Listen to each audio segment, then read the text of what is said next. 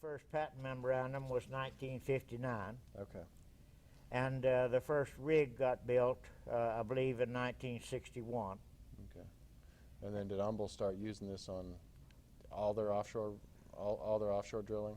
Well, you know, one of the anecdotes which I like to share with everybody is that Humble Oil Refining Company went through one of their reorganizations like these multinational companies do, you know, where they changed the structure of the company, and so I got wrapped up in the middle of doing this in one of these reorganizations and got moved to a particular region.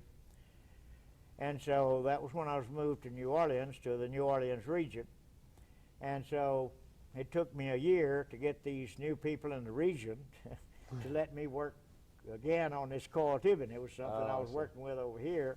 Yeah. And so to get me to work back with the coil tubing, because I thought it had a great idea, but they wanted to, you know, they wanted to do workovers and squeeze water and do other things.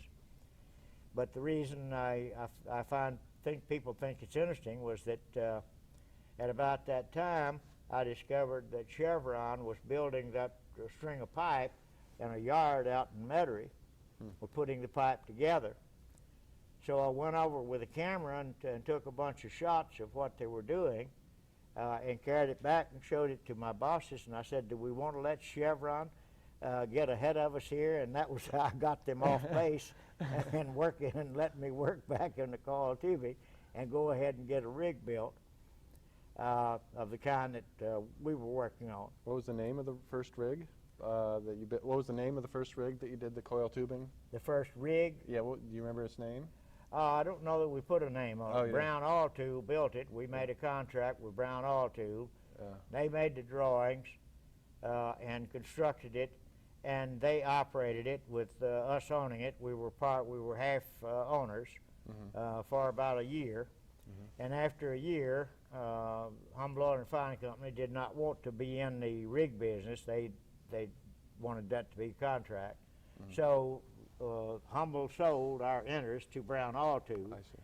And Brown Oil Tool then marketed the coil tubing concept with a new company called BEST, B-E-S-T, Brown Equipment and Service Tools or something like that. And so that was the company then that carried it forward after we did the original development work and the original test work. Yeah, okay. And that's the reason for the Brown people, Cicero Brown. He was the sort of the mastermind behind all of the novel things that Brown Oil Tool did. And Joe Brown, the other fellow that I mentioned, giving credit here, Joe was president of Brown Oil Tool at the time that they built the rig. And so I was working closely with Cicero Brown and Joe Brown in building that first rig and making it field worthy and finding out what was wrong and you know, changing it and so forth. Yeah, they're listed on the citation here too. Yeah, okay. So it wasn't something that Humble kept to itself. It was then became diffused through the industry, the use of this. Oh yeah. So the patent position. There were lots of patents issued, but the patents were not very broad. Because in applying for a broad patent, the patent office cited the Pluto concept in World War II. Pluto is pipelines under the ocean. That was the name given to the making all those lines across the English Channel to be able to get diesel oil and gasoline across once we reinvaded Europe. They needed to have some way to fuel it.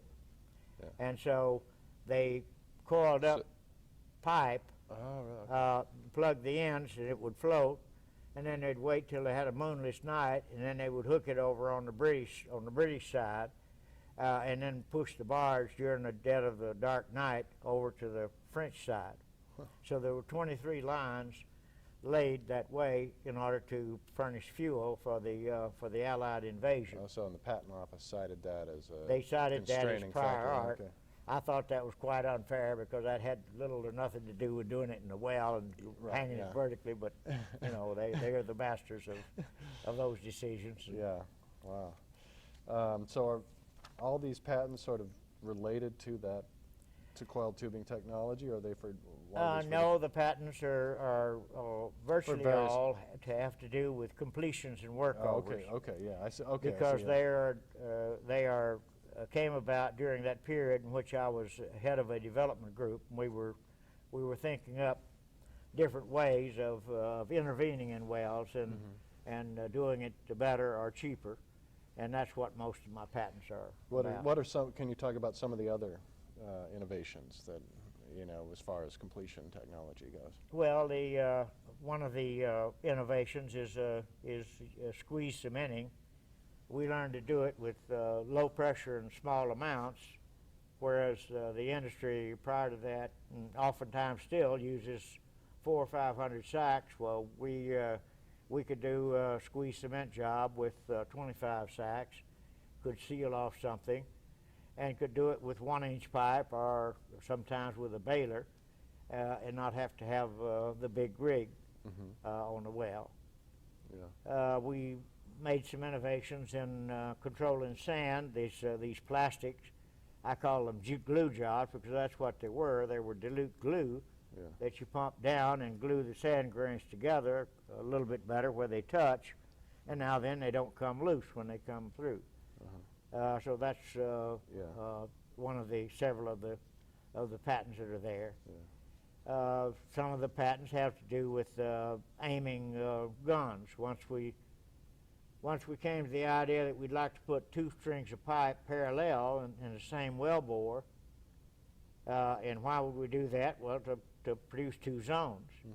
Now, we've done that before. We do that with packers inside a casing.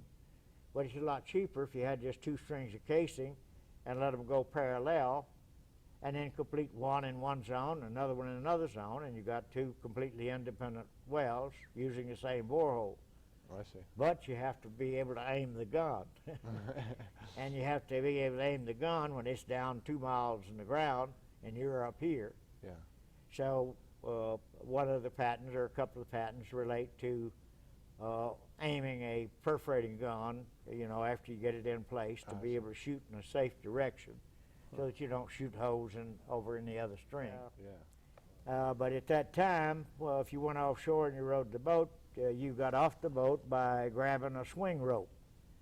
And so this swing rope comes over, and I'd never done that. I was just going out there for the first time. Nobody gave me an instruction. When we got there, well, the guy, you know, that was with me, he said, Jim, he said, when the boat comes up, you catch the rope when it's up, and then the boat will swing out front, and then you swing over to the platform deck over there. Looked easy. All the other guys were doing it. And so I said, okay, I think I understand that. And so whenever I got up there on the bow and I caught the rope, and when it got up to the top of the swell, I caught the rope and I swung, but I forgot to let go when I got up there. And so I came back and fell in the water.